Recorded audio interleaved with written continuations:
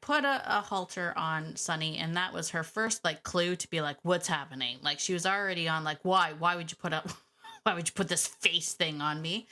And I was like, we're just going to go for like a little walk or just around the paddock, just to, get you used to moving with me and all that stuff. Long story short, the horse tried to run me over. She tried to run me over.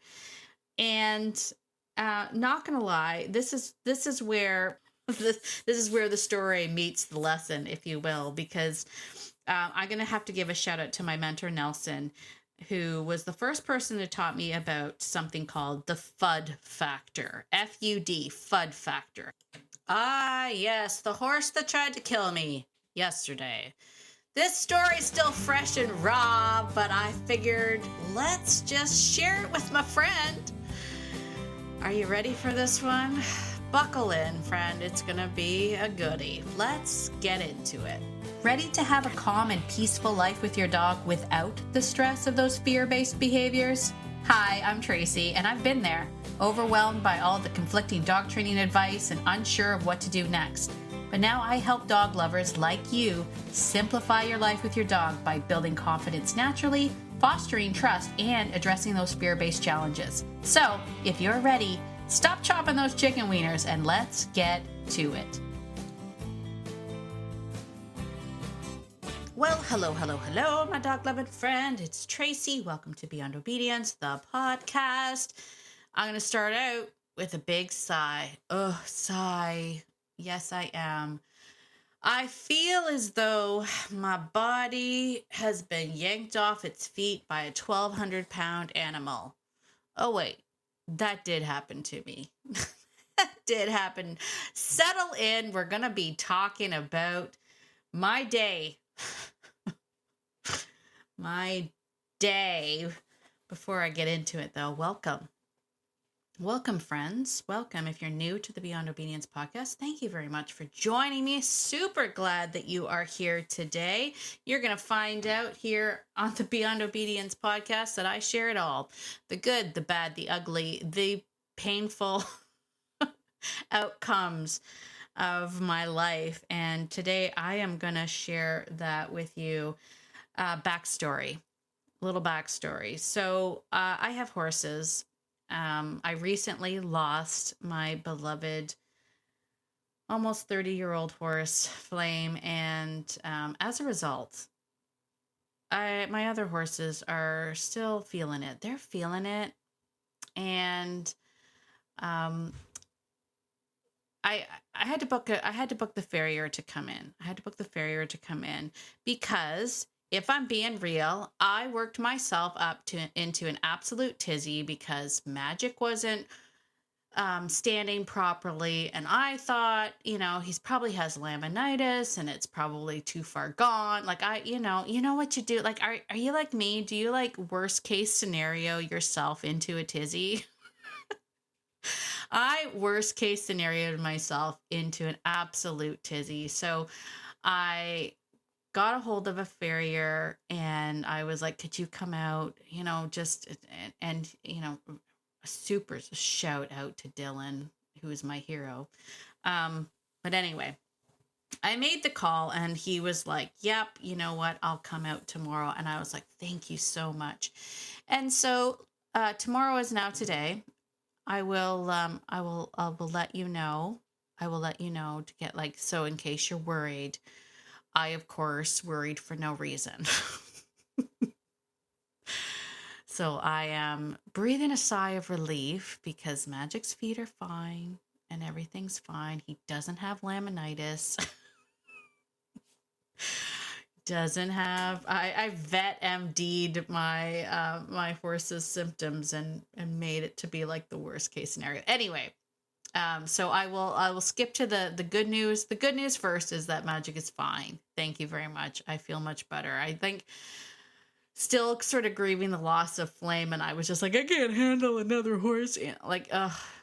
Anyway, as you do.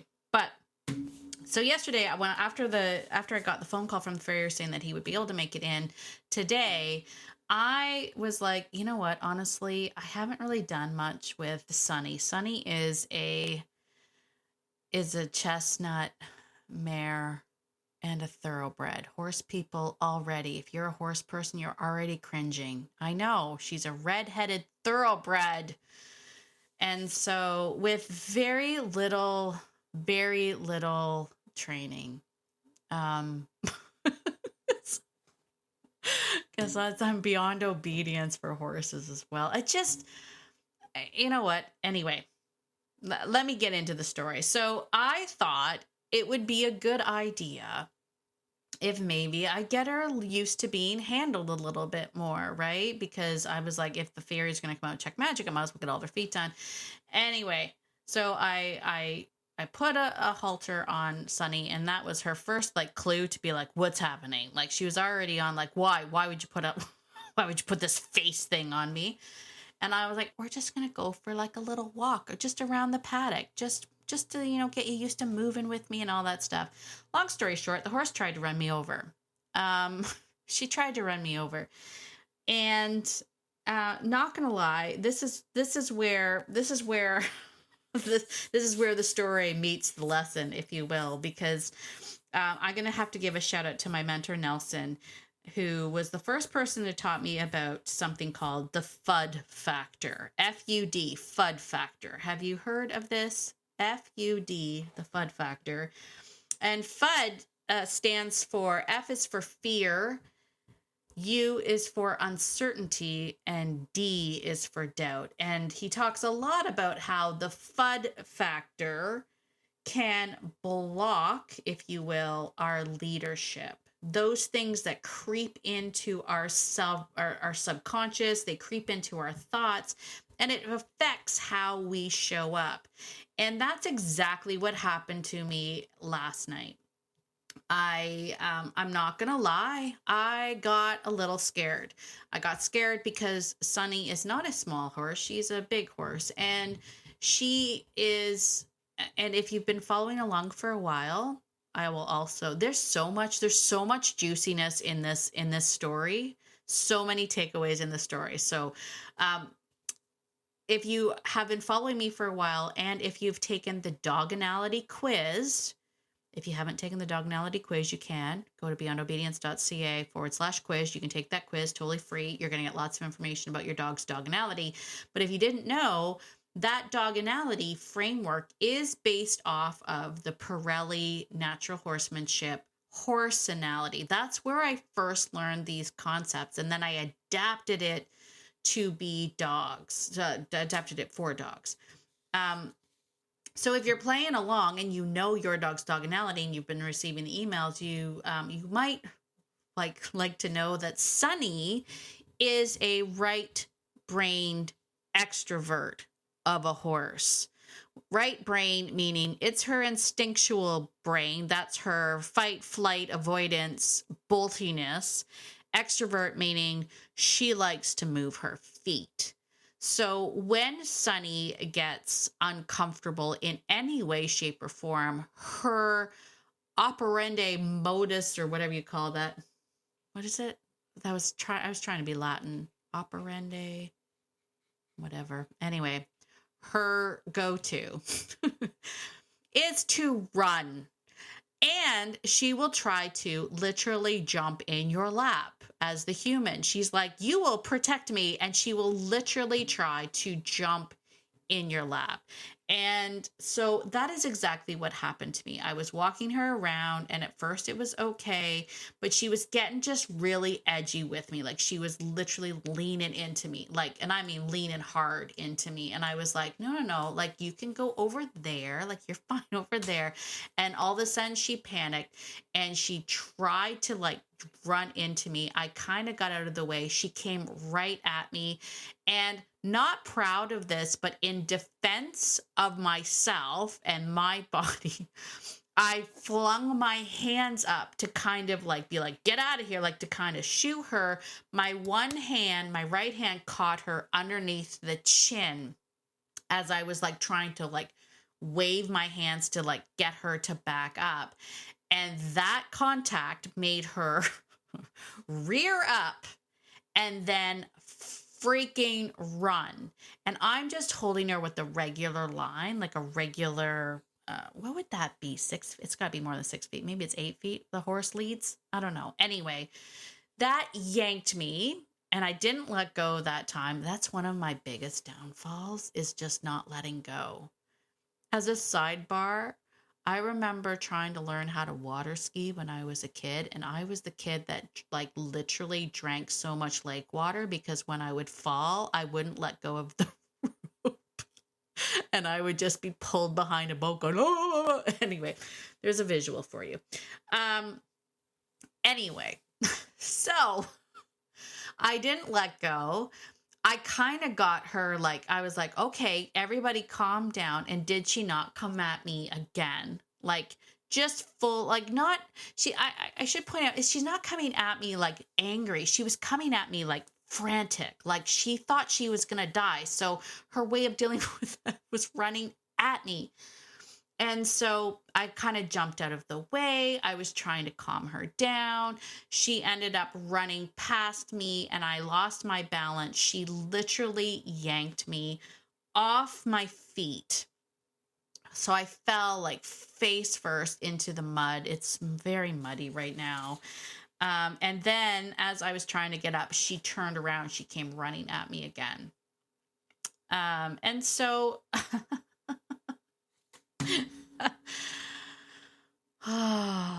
and so I ended up, basically I had to try to catch her because she was running around with the lead rope and she was stepping on the lead rope and freaking out. So I had to be like, whoa, whoa, whoa. I had to get up to her. And then I had to just basically calm her down enough to take the halter off and like let her go.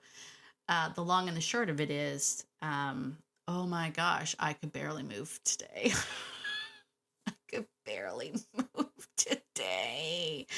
And I was like just riddled with a whole bunch of, oh my gosh. Now, this was yesterday. So I still had the let's talk about Tracy's emotional well-being here. I was still worked up about Magic, thinking that he probably had like end stage laminitis, right? I was I'd now been pulled off my feet and I was sore. And not gonna lie, Sonny just scared the living bejesus out of me. Like I was like, this is why my husband doesn't like me down in the barn by myself. Oh, for the record, hopefully Mark doesn't listen to this episode. Mark gets really upset when he finds out that the horses were wonky, or if I was ever in danger, it gets him really, really nervous. So no one tell Mark this story. I don't think he listens to every one of the podcasts, so I think we're fine. Anyway, at the end of it all, I had this, nut job of a horse. And I, of course, after the fear thing of thinking that this horse was trying to kill me, I ended up with all of the guilt. Like, oh my gosh. Then I went into the guilt, shame. Like, I was like, Tracy, you know better. Like, why would you freak out like that? Why did you? I went through the, like, I shoulda, coulda, wouldas and all of that good stuff. And I'm like a hot mess. Anyway, I put the horses away because I'm like, I can't deal with that right now.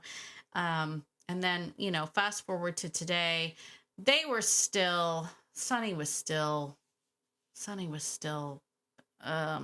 crazy because we had put Magic in the barn and we didn't let her in the barn. And then she freaked out, then Magic freaked out. And I was so embarrassed because this guy came and I'm like, yeah, my horses are apparently nuts. Like that's, so let's sort of do a recap of all of the emotion around this current event and why this was probably my least responsible animal ownership moment ever. And I want to share it because if I can, I want to sort of share everything with you. So let's just add up everything. The night before Sonny tried to kill me, I went through the shame and guilt thing of feeling bad because I had accidentally smacked her in the face, trying to save myself.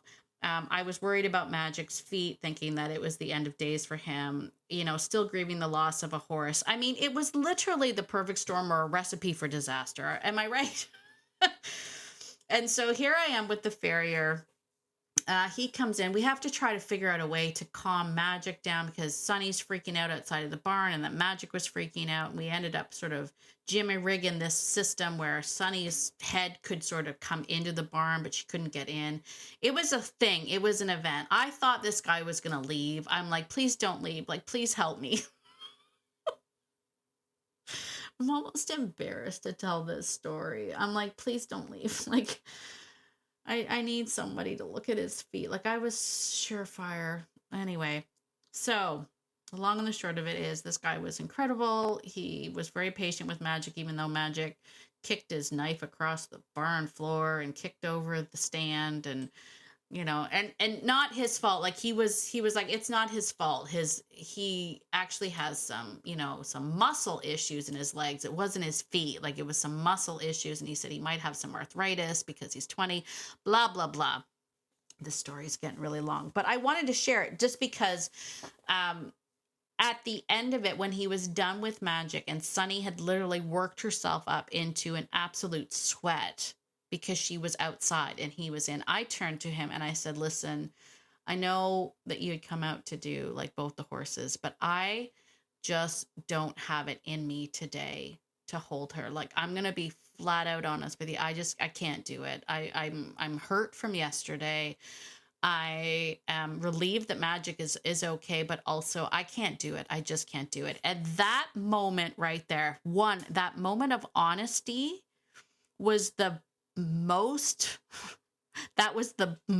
leadership I could have possibly shown in that moment. That moment of defeat. And old Tracy would have tried to power through it. I would have been like, let's bring in the crazy sweaty horse and see if we can do her. I would have had this, like, I can handle this. And I was like, I'm gonna be I was a bit embarrassed because I'm like, I can't handle her. Like, I'm sorry, I can't handle. I'm sure he was relieved because he heard her outside. Like, he was like, she is nuts. And but I was like, I can't do it. I honestly don't have it in me. So we let Magic out and Sunny came in and he kind of looked at her feet and he's like, they're not too bad. Like, it's not the end of the world. And I said to him, would you like still be willing to come back at some point in time and help me with her? And he was like, oh, absolutely. And I'm like, oh, thank God. So I wanted to talk a little bit more about this. So that's the whole story. That's what's happened. And now literally this is about an hour after he just left. Like, I'm coming down to record this an hour after he just left. I needed an hour to let my nervous system like come back down before I could tell this story. But I wanted to talk about it. I want to talk about it for a couple of reasons. I wanted to talk about, first of all, the insight of how fear, or the FUD factor, in this case, it was fear, that it's not weakness. Okay. Fear isn't weakness. It's being human. But when we don't feel safe, we can't show up. Like, I wasn't being predictable. That wasn't good leadership. I didn't do that with any amount of grace or leadership when I was handling her last night. If I'm being honest, I was embarrassed because I haven't been handling Sunny very much. I'm not gonna lie. She's one of my harder horses to handle because she's an RBE and she's always been floody. There's been numerous times when Sunny has tried to knock me over or run me over when she gets scared. And I haven't been working with her. Flat out honesty. I just haven't been doing the work. And a lot of it, I have all the excuses, but a lot of it is, I have not been feeling well for a number of years now. #menopause, #Lyme disease. I have not been feeling well. And I don't have it in me. I just don't have it in me. That then spirals me into the guilt shame cycle of, you should be doing this, Tracy. Like, you should be working with her. And why haven't you been working with her? And why aren't you doing the work? And honestly, the work is too hard. And RBE horses scare the bejesus out of me. There, I said it. There, I said it. She was my only one out of my herd of 4 that was an RBE. And because of it, I didn't do the work. Because she scared me. Magic is an LBI, so complete polar opposite. He's a thinker, but he doesn't like to move his feet very much. He can be pushy, but he's not. He's an LBI. Flame was an LBE. So she moved her feet, but she was a thinker. She wasn't panicky like her. Um, and Smoke was probably an LBI as well. So I just didn't have. Yeah, if I'm being honest, they're the hardest ones. And if I'm being honest, the RBE confident dogs are probably, in my opinion, one of the harder doginalities to work with, right? When you're working with prey drive, they're one of the harder ones. The RBE unconfident are also really challenging because they're flighty and bolty. Same with this horse. So, I go through lots of the same, maybe the same things that you're dealing with, but it got me to thinking about, when fear creeps up, and fear can take many different forms. In the case of myself yesterday, the fear was for my own safety. 100% for my own safety. Like the horse could have knocked me over and stepped on me and killed me. That's that's the bottom line. So the fear was for my own safety, but you can also have a fear of, like, when we're talking dogs, you can have a fear that your dog is going to hurt someone else. That could definitely be a fear. And if you have that underlying fear, that underlying current, that is going to affect how you show up.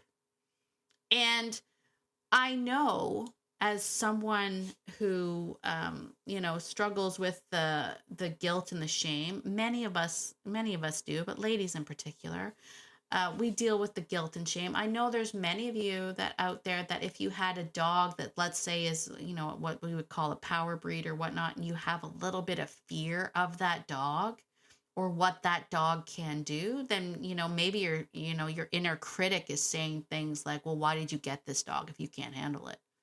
Why do you have this dog if you can't handle it? I know I have that with Sunny. Why do I still have her if you can't handle her? You should have given her to somebody that's way more confident with working with horses than you are. Like, I have all of the inner critic just yelling at me. So I think it's important that we stop and one, we say it. Like, we say it out loud, like saying out loud, I was afraid. Like, she scared me. She really did scare me. And that doesn't make me less of a horse person or less of and it doesn't make me less than at all. That makes me honest. It makes me honest, right? And then just a reminder that, leadership starts to slip when the FUD factor creeps in, and we need to be aware of that. It also gave me some reflective questions, because after the thing was done and I was like, I am going to have to work with her. I had to sort of stop and think to myself, okay, if I'm going to work with her, I got to go back to basics. What precautionary things do I have to do so that I feel safe? What do I have to do so that I feel safe? Because there is no point in me going out there again tomorrow or the next day and being like, let's try it again. Only this time I'm going to pretend to not be scared. It won't work. So I have to put in those precautionary things. When we're working with dogs, maybe that means muzzle conditioning your dog. Like, if you have a fear of what your dog could do to you or what your dog might do to others, then maybe muzzle conditioning without the shame of it, just like my dog has to wear a muzzle. Maybe that's something that you have to do. For me with Sunny, I actually had to go, okay, what is the number one rule that I learned working with horses? And that was teaching them to respect your space, which Sunny clearly does not. So I was like, okay, that's the number one rule. How do I do that in a way that feels safer? And I thought, you know what, Tracy, let's go right back to the beginning. Let's just get her to move out of your space in the barn. Just with some of the touch stuff, like I'm a Pirelli person, so we have the 7 games, but I like the porcupine game where you just put a little bit of porcupine pressure on them and you wait for them to take one step back and then you reward. Like, let's go right back to the basics and just get her to move space. And then I thought about that and I'm like, let's see how that feels. And I checked in with my body. I'm like, yeah, you know what? Inside the barn, when she's nice and calm, she's had her grain and her food, that's going to feel okay. And so I was like, maybe I'll just start with that. Maybe I'll just start, I'm going to get her to move back a little bit. And then when I'm feeling okay with that, maybe then I'll put her halter on without the lead rope and just have her wear the halter for a little bit while I'm brushing her or something. You know what I mean? So I've started systematically coming up with a plan for Sunny, working with Sunny that starts right back at the basics. How do I get her to yield to my space? And I'm going to start there. And I'm going to see how it goes, right? Because I have to make sure that I am protecting not only my physical energy and well-being, but I got to protect my emotional well-being, right? So where I went wrong with her is I reacted out of fear, right? That's the bottom line. I reacted out of fear. So, what does this mean for you, my fellow friend who perhaps has a little bit of FUD factor creeping up on a day-to-day basis with your dog? Whether or not that is fear. We talked a lot about fear today. Uncertainty is a big one, and maybe we'll talk about that in another episode. Uncertainty being that I don't really know what to do, and when we pause, we lose points in that leadership scorecard. We lose points when we just don't respond to situations. We don't want to react to situations. We want to be clear-headed and clear-minded and respond to it. But if we have uncertainty and we pause, that's a problem. And of course, doubt creeps in, like, and trust me, it's still lingering in my mind right now. Just that, like, do I have what it takes? I'm not going to lie. One of the other questions that I asked myself, and I probably have the answer.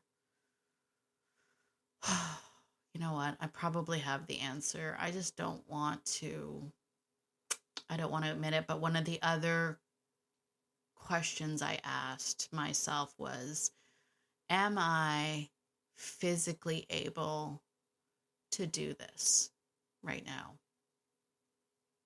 What am I talking about? I do have the answer. This is happening in real time. Welcome to my mind. I do have the answer. I am not physically well right now.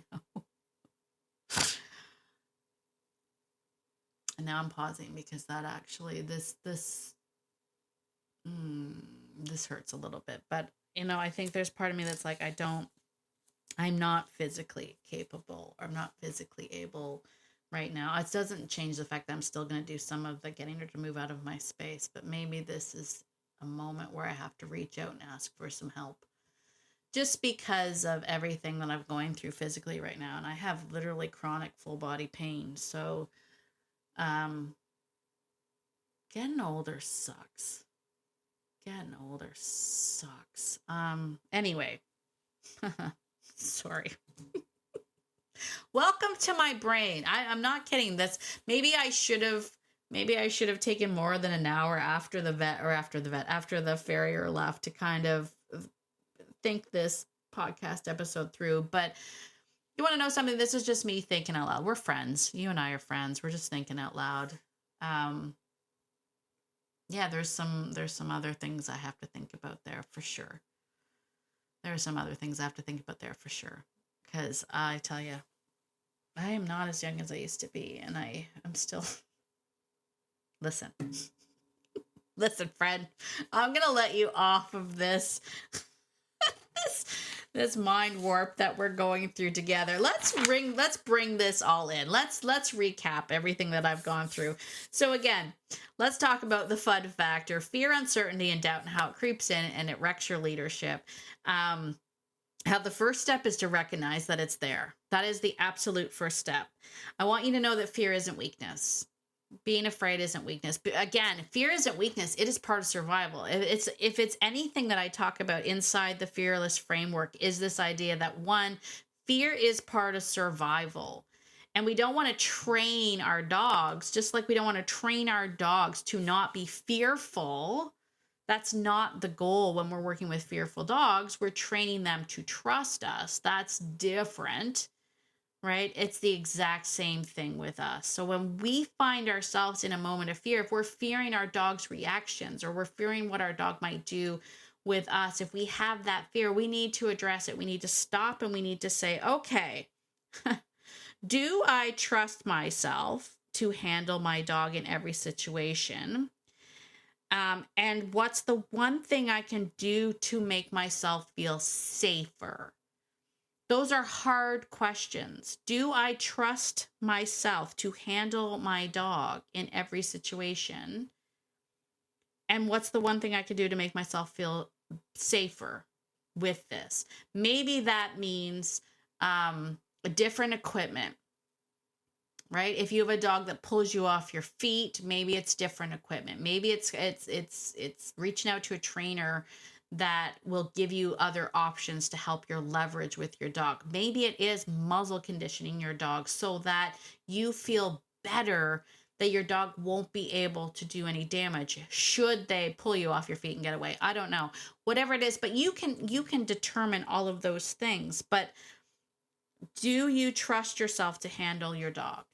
And if the answer is no, that's okay. Let's figure it out. Let's figure it out together, kind of a thing, right? And then once we've done that, we want to get back to the basics. What can I do before I lose my cool? Before I lose my calm, what can I do? Right? What are the things? That's, getting back to me and Sunny. I'm going to just start in the barn when she's just standing there and she's being nice. I'm just going to do a little bit. Can you move out of my space? Can you move out of my space? And we're going to go back to the basics. And maybe that's something that you have to do with your dog. And if you're wondering to yourself, like, what else can I do to help my dog? If you have a dog that has any of these issues where they're maybe reactive and because they're unconfident and you're unconfident, you're not sure where to start, I am going to say you need to be joining us in the Fearless Framework program. I'm really good with dogs. So if you're like, I don't know if I want to be with Tracy, she just admitted she's scared of her horse. Yes, it's the first step. Admitting that you're scared. Admitting that you're scared. I'm not as young as I used to be, and I do not heal the way that I used to heal. But if you are looking for a place to start to, really understand the FUD factor, get into the mindset of your dog, right? Like, that's what I need. I think it helps with everything when we understand the fear. Like, understanding that Sunny wasn't actually trying to kill me. She was literally like going like, I'm scared. So she does that with the horses too. When she's nervous, she like really bump into them. Like, she needs to be with them. Like, I'm with you. Like, I'm with this guy. She just doesn't recognize that human beings are only, aren't 1,200 pounds and we are weaklings, and you'll knock us 10 feet off our feet if you try to do that to a human. They just don't get that. So permission to feel the fear, right? But if you're looking for the power to get back on your feet, come into the Fearless Framework. Come into the Fearless Framework. I'm telling you, it's a great program. You're going to get all the support you need. You get monthly Q&As, which are soon going to be a little bit more than that. I don't want to get too much into that, but we've got some really awesome stuff coming up for members of the Fearless Framework. You get monthly Q&As, you get access to me if you have questions, you get access to an incredible community of people to share with you. Well, what more can I say? It's incredible. It's currently at an incredible price. It will not be this price for very much longer. It's currently, I don't know if I can still say it. It's currently lifetime access, soon to be changing. So if you're on the fence about that, now's the time to grab that now. Get inside the program. I can't wait to share more stories of my crazy life. We can do this. We can do this together, you and I. All right. I think that's it. If you want to join us in the Fearless Framework, you're going to go to beyondobedience.ca/fearless for more information about that incredible program. Or if you're wondering, just send me a message. You can send me an email. You can send me a message on Facebook. Just ask, tell me a little bit more about your dog and say, do you think this program is a right fit for me? I'll let you know. I'll let you know. All right. I think that's it, my friend. That was just me telling you about my day. What will we talk about next time? Who knows? The crazy things that will happen. The crazy things that happen in the life of Tracy. Thank you for letting me share today. I do love this community, and I love feeling open enough to be able to share these stories, because I know that you get it. You're an animal lover like me.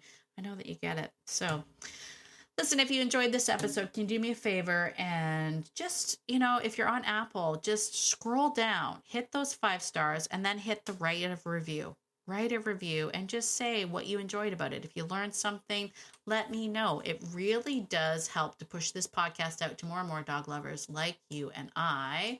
If you're on Spotify, be sure to rate over there, as well as leave me a comment. Let me know what you thought about this episode.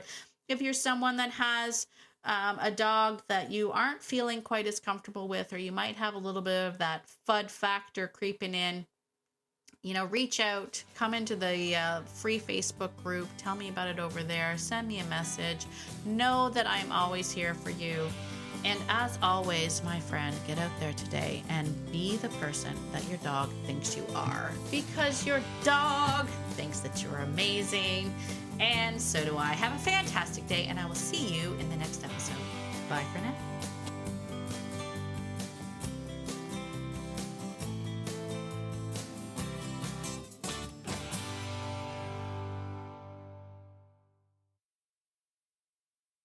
Oh, and one more thing. This podcast is meant for entertainment and education purposes only, and is not meant to replace hands-on professional training. If you're really struggling with your dog, please reach out to a professional in your area. All right, I think that's it. Bye for now.